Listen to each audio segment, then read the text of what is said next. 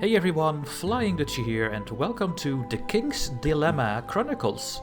It's a game that I've been watching some streamers play and on Keymailer there was a free key available, so thanks for the developers of The King's Dilemma, Trouble Game Studio, by giving me this key. And I think this really suits the channel as well because it's a click and story game and it's also involved with some strategy. So yeah, let's just jump into the game, and then when we start the game I will explain a bit what it's all about, because it can be a bit overwhelming, but eventually it's actually very understandable. I played like 1 hour to see if the game is suitable, and I think it is, so let's start a new game. Okay, warning, there are disturbing images and scenes, there is slavery, that kind of things, domestic abuse, suicide, so be warned. And none of the atrocities described in the King's Dilemmas is anyway endorsed by the creators and the distributors of this game, including me.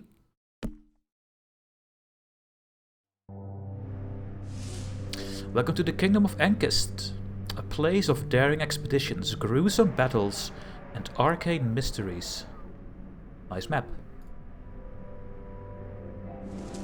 Located in the northern continent of Liwick, Ankist is one of the largest kingdoms of the known world, but it's not the only one. So we are, I think, part of Liwick, but there are more kingdoms.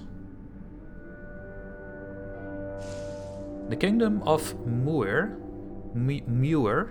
to the northwest, advanced both culturally and technologically. The small and harmless kingdom of Sidlada, to the south, with its stingy lands.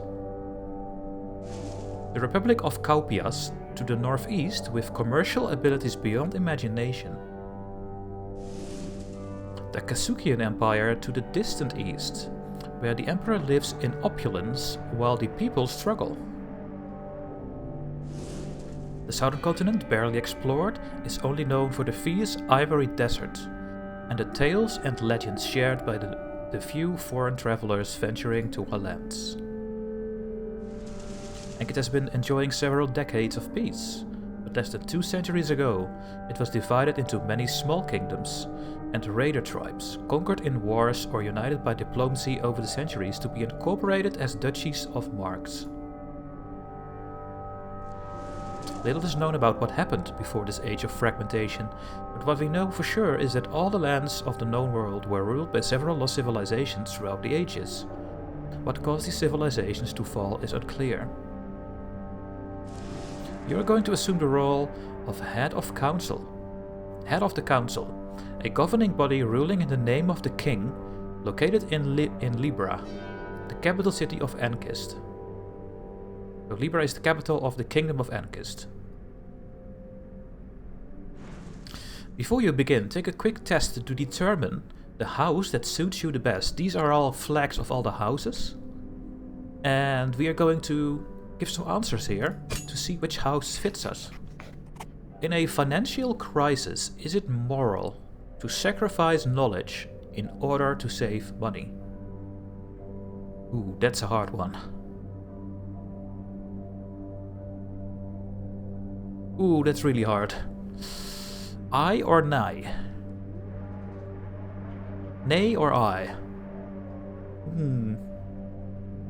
I think it is... I mean, I think you have to, right? You can sacrifice your knowledge later on again.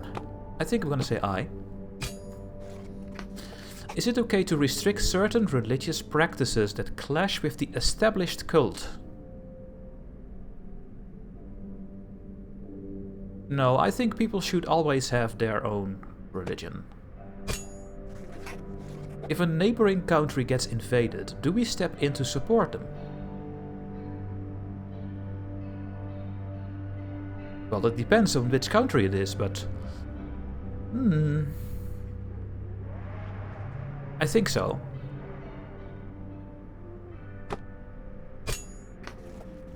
With childbirths on decline, do we strongly incentivize families to have children? Well, we can always incentivize.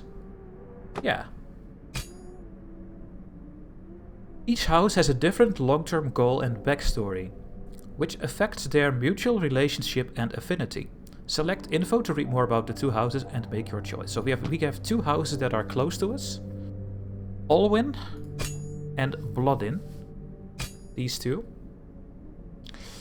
What we do echoes in eternity, and harmony is acceptance. So let's see about these two houses here. So we have Olwyn. The mild climate as well as the safe and favorable geographic position of the Duchy of Olwyn enabled its rapid economic and cultural development. Your family has always pushed for strong investments in technological research and alchemy. Despite having excellent carpenters and your fair share of coastline, you don't have a strong tradition of shipbuilding. Your people do not like to leave home, but they constantly try to make their houses more welcoming and safe. Your region has produced many famed scholars, and their knowledge has been applied most of all to agriculture and medicine. Among the great inventions your people produced are some of the most innovative treatments for human and animal diseases, fertilizers, and pesticides. Meanwhile, your great architectural works, such as very efficient mills, sturdy embankments, and irrigation canals, have transformed your territory into an enormous barn that feeds most of the kingdom. The wealth and well-being spread across all social classes thanks to your architectural and alchemic advancements have predisposed your family and your people to accept novelty and whatever seems to bend the laws of nature as potential resources of improving society. You firmly believe poverty, famine, and all disease can be eradicated from the kingdom through ingenuity and knowledge. That's a house that would really suit me. What is the other house? Bloodin was once part of the Kingdom of Moor, but in the year 143 its territories passed under the rule of Libya, after Muir lost the war against the Kingdom of Ankist, so we had a war with them.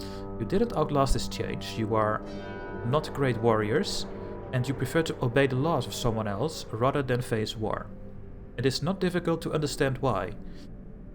Your territories overlook the Gulf of Issoropia, your climate is mild, and you have abundant harvest and flourishing businesses. Your people are hospitable and open, for almost nothing ever happens in your duchy. Foreigners are welcomed with curiosity rather than suspicion. Fleur, your capital, has a large square as well as numerous paved streets, all remain of the ancient Sabian League. The great lighthouse of Cape Deas was carved from the ruins of an ancient building, dating back to the time of the Union of Ceylon. Well, we will learn about that later, I guess. The abundance of time and the availability of resources allows your people to have a marked spiritually and higher level of education than the rest of the kingdom. Your family is often a patron, by the way, look at my patron page, Kappa, of the best artists, philosophers and scientists. You are convinced that harmony can be achieved through the union of well-being, religion and science. I think I'm gonna go with the complete science one and not the religion.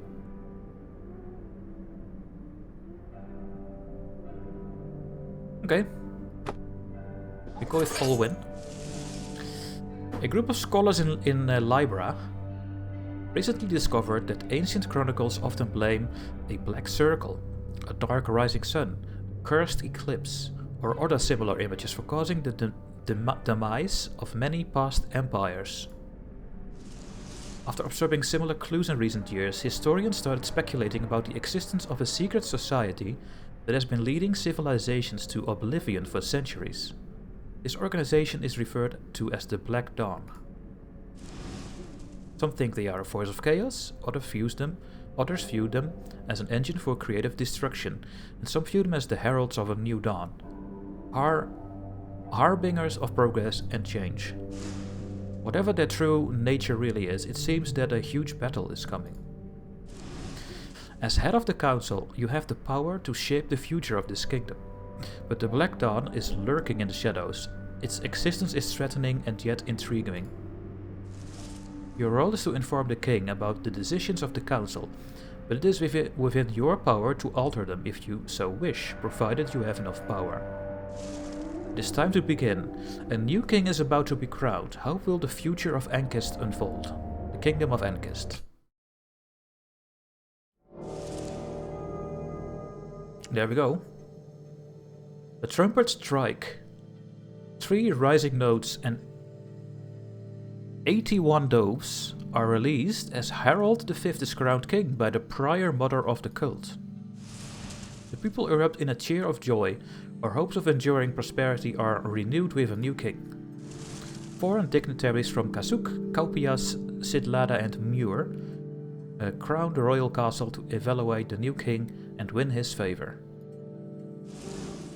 The ceremony is followed by a feast, lasting for 3 days and nights along all the streets of Libra, our capital city. A week later, sitting on his throne behind the grand chiseled door of the council room, the new king addresses us for the first time. Any authority is flickering, and power can be a blessing or a curse for those on whom it is exercised, he says.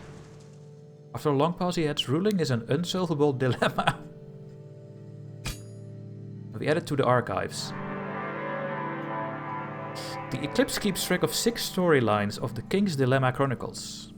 Advancing with each story chapter, when all storylines are completed, the Eclipse will end and an uprising will start. So these are the 6 stories, and they are going to the north. And then we will get the uprising. That's the end game, I guess. I never see that before. And this will be explained later what these things are. But this is the King's Dilemma story, and these are other stories, the other symbols. This is the map of the kingdom. From here, choose your next dilemma from the sidebar. Change the zoom level between the entire continent, world, the kingdom, Ankist, and the capital city of Libra to reveal all available dilemmas. And here we have 5 resources present, the status of the kingdom. We have influence, wealth, morale, welfare and knowledge. Every dilemma will move one or more of these resources, changing the stability of the current reign. This is the stability meter. So we can click on these things and you can see if this symbol, that is the storyline. And in the world we have also the King's Dilemma storyline, and these are the resources that will be changed depending on our action. So, and I will explain this when we are getting there. Let's just first open one of our dilemmas first. Let's see, what do we have here? We have one in Torque.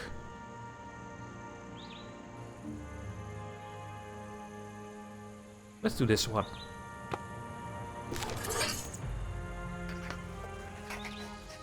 The Royal Marshal reports to us that 3 windmills were set on fire last night along the road between Libra and the Golden Harbor. The affected millers are asking for help rebuilding their windmills. Do we fund the reconstruction of the damaged windmills? To solve a dilemma, you use your power, you have 8 out of 8, to make the final decision after the council has gone through the voting phase. So 2 of the council members say no, and 1 is saying yes.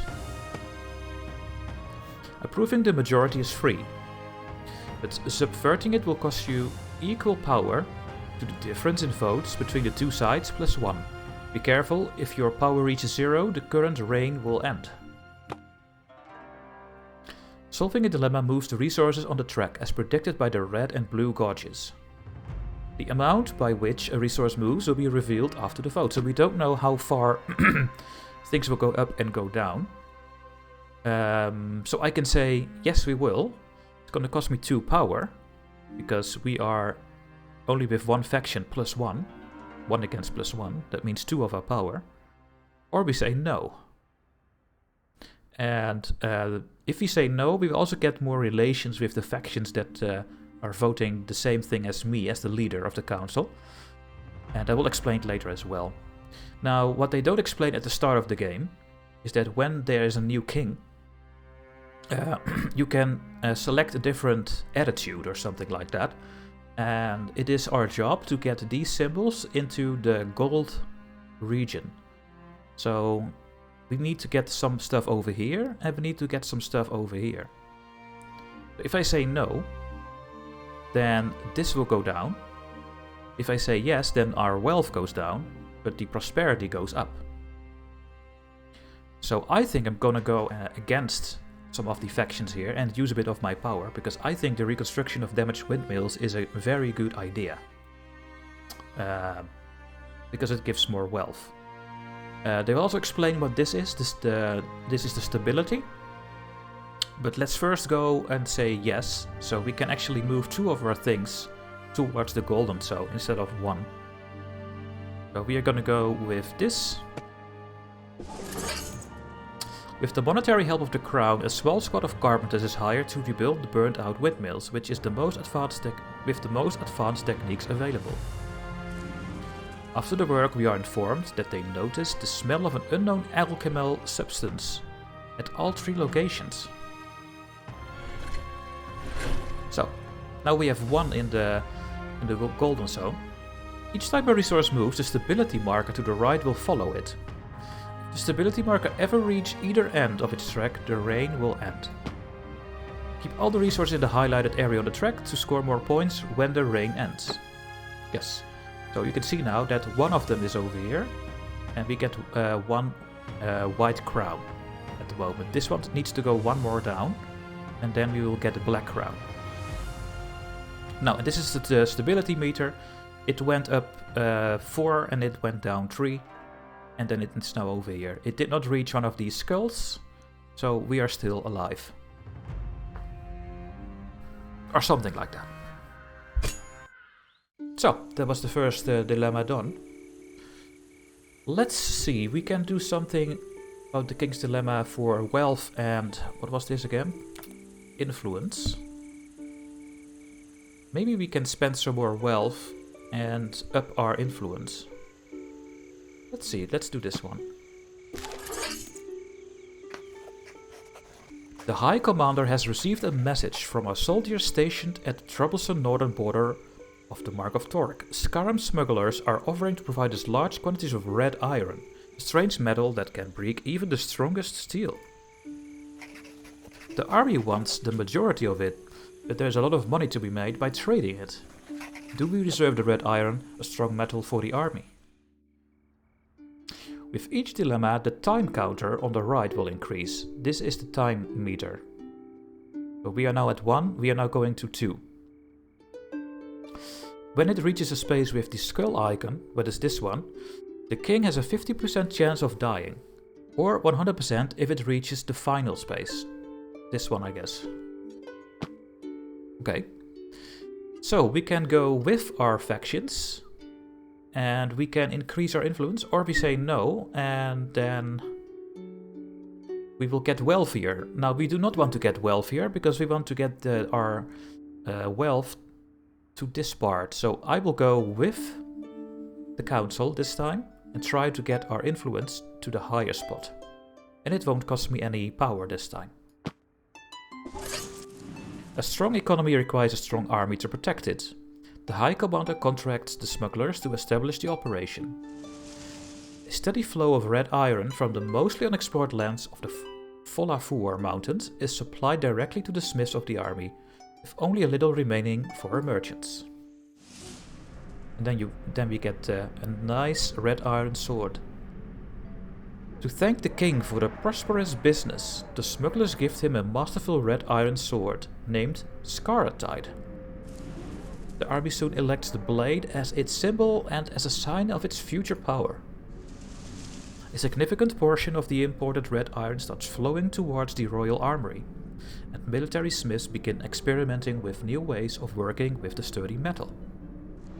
Because of its exceptional sturdiness, red iron is difficult to mold into weapons and armor, but a few blades are forged for the most elite regiments.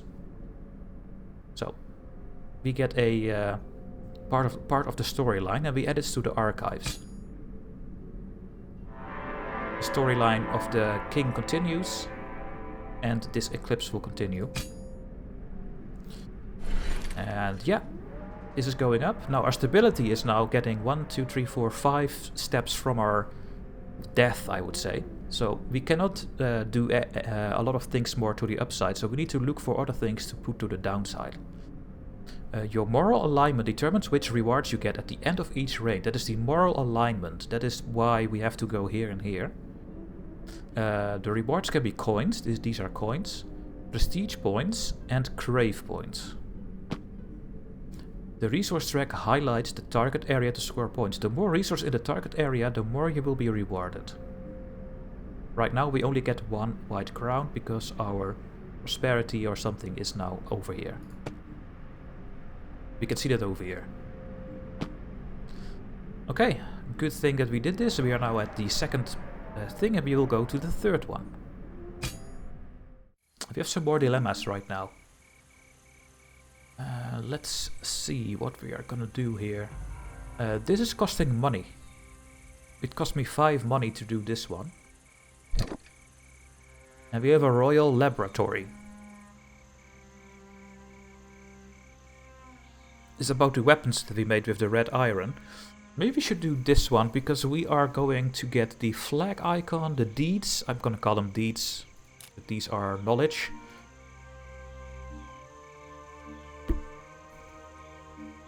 And this one. Maybe we can put these two down and this one up.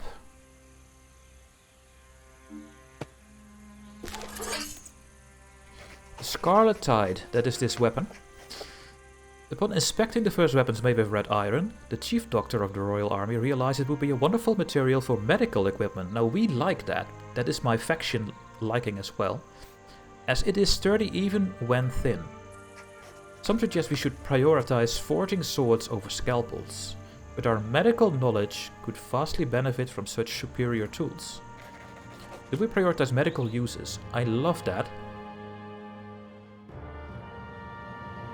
But then we are gonna die, I think. So maybe we cannot do it. When you vote against a council member, your relationship will worsen. And they will eventually become your enemy. Voting in accord with a council member, it will improve your relationship, and if it reaches the maximum level, you can get spent coins for an alliance. So you can see these arrows. If I say nay, we will go to the left, and when it's all to the left, they will become enemies. And when they go all to the right, they will become very friendly, and we can ally them. Oh god.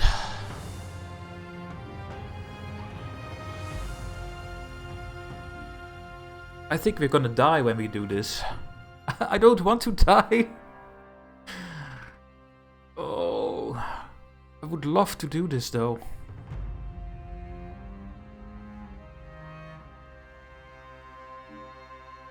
I don't think I can. It's so against my faction. Oh, and here are the archives. You collected information about past reigns as well as recorded history. Really?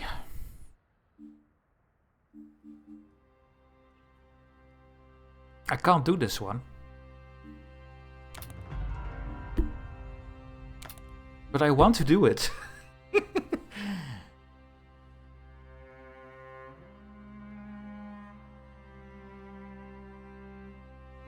I'm gonna go and do this. Maybe we will die and then I will just show what happens when you die. Maybe some of these will go up 4 spots? I don't think so. So we will not get any crowns when I do this. Okay, we are gonna die. Keeping our people alive is more important than giving death to our enemies. We prioritize the use of what little red iron we have for medical tools of the benefit of everyone. Still, the army would have preferred to wield more offensive tools. Solving dilemmas will have permanent side effects on the kingdom. When this happens, a chronicle will be registered in the table above the resource track. Their effect, either positive or negative, are applied to the corresponding resources at the beginning of every reign. Positive chronicles moves to the corresponding resource up by 1 space, while negative chronicles move them down by the same amount. The invention of more agile medical tools made with red iron, allowing unmatched precision when incisioning the human body, brought great enhancement to our medical knowledge. Yes. We are gonna die now. Are we dead? Maybe we are just not dead, by the way. But I think we are. I think this is just too much. If a resource is moved twice in a row in the same direction, it will move 1 additional step. The icon color will show you the last direction that the resource moved. White if moved up, black if moved down. So this is white, and this one is also white. And then it will move an extra step in the next thing. Okay, we are not dead, we are so lucky. Oh, we are so lucky. I'm very happy about this, by the way. I really want to get a medical and technological society here. With freedom of religion. And no poverty. What is this? Oh, they will explain this later, but let's not do that right now. Let's solving some more dilemmas. We have 4 more power. And right now we are gonna get 2 white crowns, because we have 2 resources in the upper part. We need to find something that we can lower these 3 things. We can only lower things, because otherwise we are going to die. I can do this one, but that are 2 symbols that we want to get high, so we don't want to do that one. This one is wealth and a flag. We can put these 2 things down. Let's do this one. Morano, a rich merchant from a remote desert city called the City of Tents. Oh, that doesn't sound great. Wants to negotiate a lucrative trade agreement. Among his samples of goods is a slave concubine in chains. Ugh. He claims the woman comes from a desert temple that allegedly hides the golden map, a fabled item we've been seeking for decades. Many of our people are against slavery. Do we force Morano, the rich merchant, to free the slave? Oh, everyone wants this, but I don't think I can. Spend coins to corrupt a council member and change their vote. The cost of corruption for a council member will increase each time you use it. We can spend 4 coins to change their opinion. Corrupting a council member will freeze the relationship between your houses for the current dilemma. Use corruption wisely to manage both your relationships and your power. If I say yes... Oh, I can only say yes, because otherwise our wealth goes up. And if our wealth goes up, then we are going to die. So we are going to do the rightful thing here, in my opinion. But it depends on how far this goes down and how far this goes up. I think we're gonna die, but we have to do this one. We can't tolerate slavery. We force the merchant to free his concubine and send him away. This compromises our trade agreement, but our people rejoice that we stood up for the poor women. Many are also excited at the prospect that she may reveal the location of the mythical golden map. Legend says it leads to an endless fountain of liquid gold. We have a thing here. Our choice to free the merchant slave compromised our relationship with the southern desert lands before it even started. Sarah, the woman we freed from the slavery, comes from a remote temple of the mother in the south of Marodi, which we call the Ivory Desert. She says the golden map is guarded by this temple. Sarah was kidnapped and enslaved by a former master while visiting the City of Tents. The story becomes quite popular in the kingdom and spurs a burst of interest in the unexplored southern continent that she calls Confurta.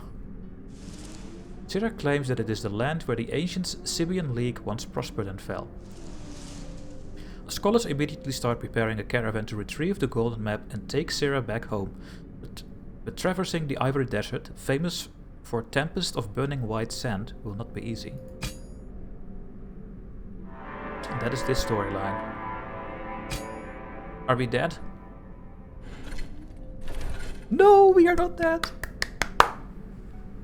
That's so good. Yes! What are we going to do? If there is something that we can put these 2 things up.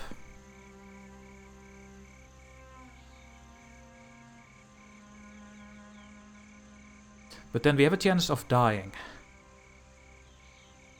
I think when you reach the 7th step, you get double the crown. So maybe we have to just sink some of these 2. But which one? You have a distant reward in the Ivory Desert to receive the golden map. And we have a nomadic tribe here, something going on over there. We can spend money.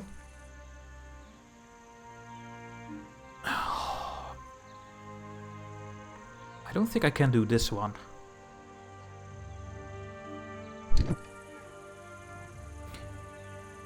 We need to stay alive for 3 more turns, because when you get here, you get double the rewards, I think. So, what is wise over here right now? I don't know if it matters if this reaches the lowest part. If I do this one, I don't think that's distant reward.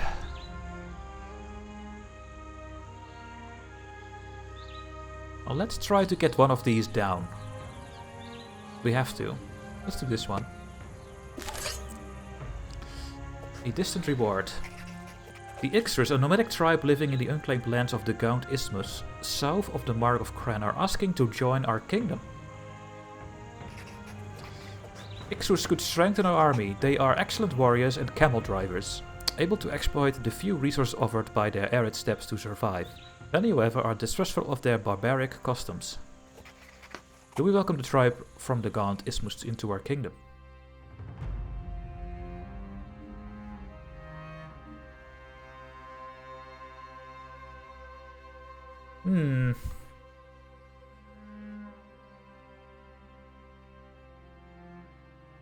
If I do this one... Oh, but you went up last time. So if I say no, you will get an extra go up, and that could go to our death. That's the whole problem over here. Oh, this is really hard. I think that I have to say I here. Because if I do this, you don't know how far this goes down and this one goes up. But this one will go up with 1. And that could go and trigger our death. I'm not sure though. I still have some power left. Let's use some of our power here. I think we have to try to stay alive a bit longer. The Ixters' night chants keep many people awake, and more than once their brash and inconvenient attitudes bother our men and women alike. Uh-oh. Ixter cavalry riders excel at speed and skirmishing and make an excellent vanguard for our infantry.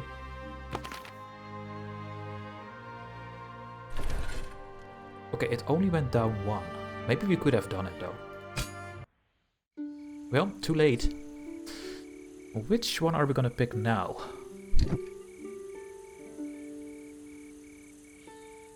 Scarlet Tide. Zerlo, a Codenian merchant from Down, has taken in something. We have to pick one with 3.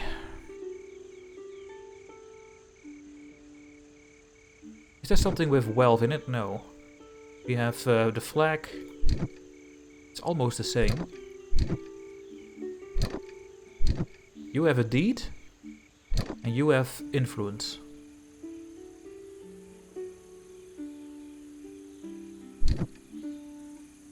I think we're gonna go with this one. The caravan of scholars seeking to retrieve the golden map is constantly threatened by desert raiders and is struggling to move forward. If we don't send them military aid, they will be forced to deviate to the city of tents to stock up on supplies and hire mercenaries. Do we send reinforcement to the golden map expedition?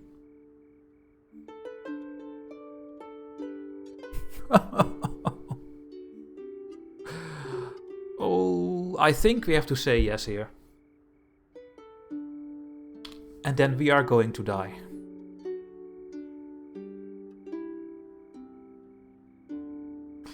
And that's so annoying, because if I have one more dilemma, we get double the rewards. Now we don't get the double reward. So if I say no, then these 2 things are going down.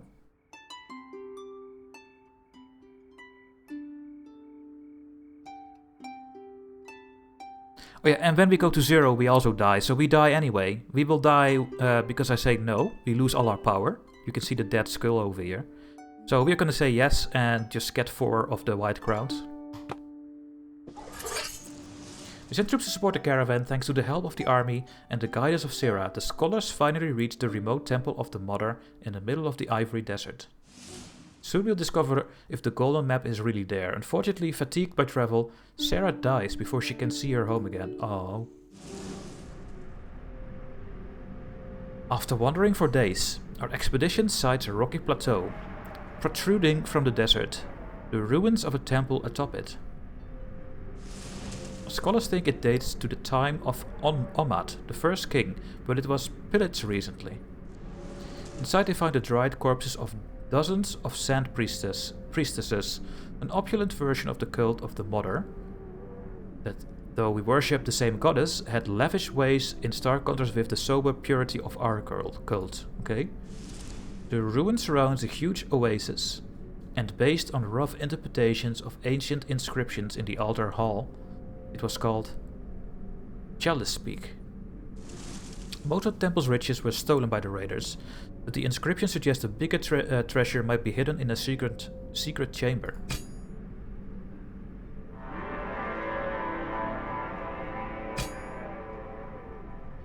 And we are dead. Oh, it didn't go up enough. That was a pity. Well, we were going to die anyway, because we have no power. Or abdicate. The king has abdicated. So when we reach the stability thing, then the king will abdicate, thanks to us. And the king was almost going to die. Because we were on the 6th iteration. When we were on the 7th one, we would get double the supply. So we didn't make it, unfortunately. The king has 50% chance to die here. We were almost there. At the end of each reign, you will gain rewards as described by your moral alignment. If you manage to put all the resources in the target area, you'll get even more rewards. Now, we didn't make that, but we have at least 4 of them. We get 3 white crowns and 1 black crown. So the moral thing was a rebel. This king was a rebel. We get 1 crown for every resource in the upper area, so we have 3. See it here. 1 black for every resource in the lower area, which is 1. And we would get 1 additional white and black if the central area of the track is empty. Unfortunately, this one didn't go down 1 more. Go up 1 more. Otherwise we would have got 4 and 2. We also get some money apparently. Now these things are... This one is a bit up because of the archive things. And now we have to choose a new heir. At the end of each reign, you'll have to choose a moral alignment for your heir to the head of the council. The longer the reign, the more moral alignments will be available. Okay. We can get an opulent one. 1 white crown for every resource in the upper half of the track. 2 additional white crowns if all the resources are in the upper half of the track. We do already have 5 white crowns, so maybe we should not do this one. An extremist. 1 gold, 1 money, for every step between the highest and lowest resources on the track. This is a money one. 1 white and 1 black crown if the maximum distance is reached. That sounds hard. Greedy one. 2 money for every resource in the lower half of the track. 2 additional black crowns if all resources are in the lower half of the track. So that's also a money one. And we have an opportunist. 1 black crown for every resource in the lower half of the track and 2 additional black crowns if the resources are in the lower area. Okay, we can get white crowns, we can get black crowns, and we can get money. Let's go for the black crown because we have mostly white crowns. So let's go with this one. We get a black crown. I don't know what these things are yet, but we get 1 dot over here. Let's go with the opportunist. And there we go. Preparations. Spend your prestige and crave points to prepare for the uprising. There will be an uprising when all the storylines are completed. Each preparation shows its rewards and the required number of reigns to be completed. For example, this one is having 3 areas, so this one needs 3 reigns to complete. Rewards are collected at the beginning of each reign after you complete the preparation. Additionally, most preparations unlock a dilemma that you will face in the uprising. So we have a couple of things here. We have built a royal treasure room. Now it will take 3 reigns to build this one because it's having a 3 pie thing here. And when it is built after 3 times, we get 4 money each time we start a game. because these are for money things. I can do the research Libra's geology. We don't get anything, but it will unlock this one. And we can supply medics with the red iron tools over here. And when we do this, it takes 1 reign to complete.